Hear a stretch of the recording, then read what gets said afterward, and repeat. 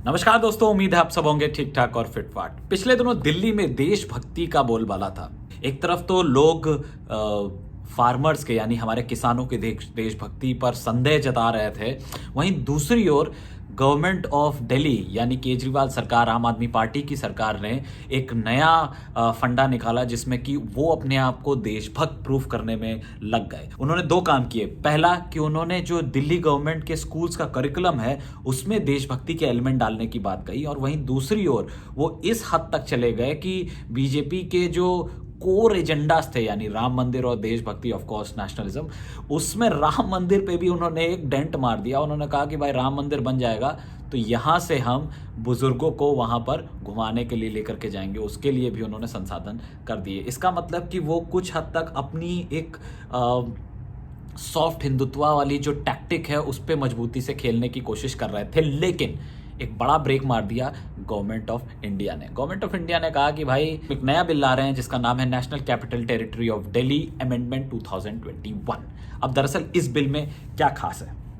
इस बिल में खास ये है कि गवर्नमेंट ऑफ इंडिया यानी सेंटर जो कि दिल्ली में बैठता है, उसने दिल्ली के खिलाफ ही एक चोट मार दी। उन्होंने ये बमबारी ऐसे करी कि जो गवर्नमेंट ऑफ दिल्ली है उसकी सारी पावर्स ख़त्म कर दी, और जो लेफ्टिनेंट गवर्नर है वही असल गवर्नमेंट का नाम उसको दिया गया, यानी गवर्नमेंट जो होगा अब लेफ्टिनेंट गवर्नर होगा।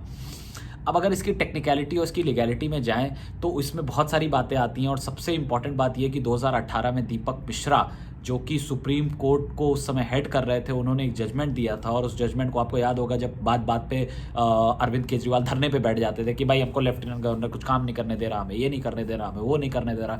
तब सुप्रीम कोर्ट ने कहा था कि भाई लेफ्टिनेंट गवर्नर का काम नहीं है, वो एक तरीके से प्रेसिडेंट की तरह एक नॉमिनेटेड कैंडिडेट है जो चुपचाप वहाँ बैठेंगे, और अगर उनको कोई मुद्दे लगेंगे जो उनको लगता है कि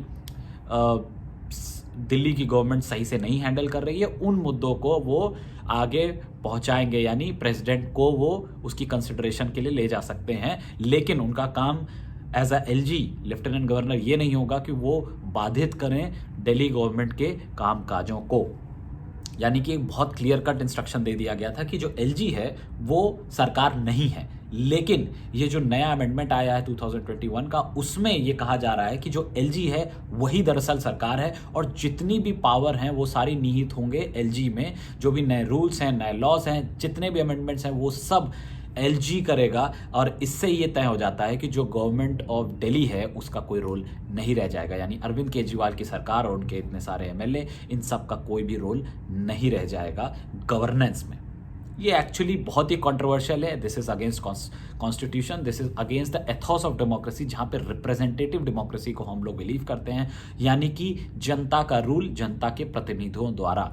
ना तो एलजी जनता द्वारा चुने जाते हैं और ना ही एलजी जनता के मुद्दों को समझते हैं, क्योंकि वो लोग पॉलिटिकल एरेना से नहीं आते हैं, वो जनता के बीच में नहीं रहते। और इसीलिए ये हमारा पॉलिटिकल सिस्टम बनाया गया जिसमें से इतने सारे लोग एक रिप्रेजेंटेटिव चुनते हैं, फिर वो कहीं संसद में या विधानसभा में जाते हैं, और उसके बाद फिर वो जनता की बात रखते हैं। अगर एलजी के पास सारी पावर हो जाएगी तो आप ऐसा समझ लीजिए कि हमारे प्रेसिडेंट के पास सारी पावर हो गई और प्राइम मिनिस्टर का कोई रोल नहीं रह गया।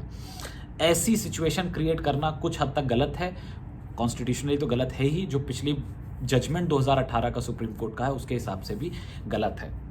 लेकिन खास और मज़ेदार बात यह है कि अरविंद केजरीवाल जो पिछले दिनों जब 5 अगस्त 2019 को जम्मू कश्मीर में उनकी स्टेट को ख़त्म कर दिया गया और उनको यूनिट टेरिटरी बना दिया गया, एक पूरी विधानसभा ख़त्म कर दी गई, रिप्रेजेंटेटिव जो कि इलेक्टेड थे उन सबको ख़त्म कर दिया गया, तब यही अरविंद केजरीवाल थे जो ट्वीट करके कह रहे थे कि भाई बहुत अच्छा हुआ। क्यों? क्योंकि वो एक सॉफ्ट हिंदुत्व की राजनीति अपनी खेलना चाहते थे, एक देशभक्त वाली जो राजनीति है उसमें ही अपना डोमिनेंस रखना चाहते थे। और अब जब उनके खुद के ऊपर मार पड़ी है तो मुझे वही वाला मीम याद आ रहा है। फीलिंग नहीं है? हाँ, ठीक है, पानी पी। तुम्हारी फीलिंग तुम्हारी, तो कुत्ता टॉमी, साडा कुत्ता कुत्ता, कुत्ता टॉमी, साडा कुत्ता कुत्ता।